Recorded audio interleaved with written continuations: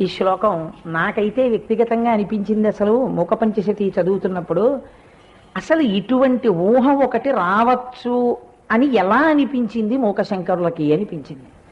ఎంత అద్భుతమైన శ్లోకం అంటే అది కలమంజుల వాగనుమిత గలపంజర సుఖ గ్రహ ఉత్కంఠ్యాత్ అంబరదనంబరతే శంబర బింబఫలం శంబరారిణాన్యస్తం అంటారు.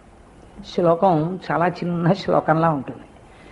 మీరు కొంచెం దాన్ని జాగ్రత్తగా ఒడిసి పట్టుకోవాలి. ఆ శ్లోకాన్ని, ఈ శ్లోకాన్ని కానీ మీరు ఒడిసి పట్టుకున్నారనుకోండి, ఈ రోజే మీరు ఎన్ని ప్రయోజనాలు పొందేస్తారు. నేను ఆషామాషిగా మిమ్మల్ని అందరినీ ఉండి దర్శనం చేసుకోండి అని అంటున్నాను అనుకుంటున్నారేమో. నేను అలా ఏం చెప్పట్లేదు. ఒక శ్లోకాన్ని చెప్పినప్పుడు ఆ శబ్ద తరంగములు మీలో ఉన్నప్పుడు ఉండేటటువంటి భావన వేరు. కాలమునకుండే శక్తి ఏమిటంటే, ఇవాళ చాలా దుఃఖం అనిపించిందో వారం రోజులు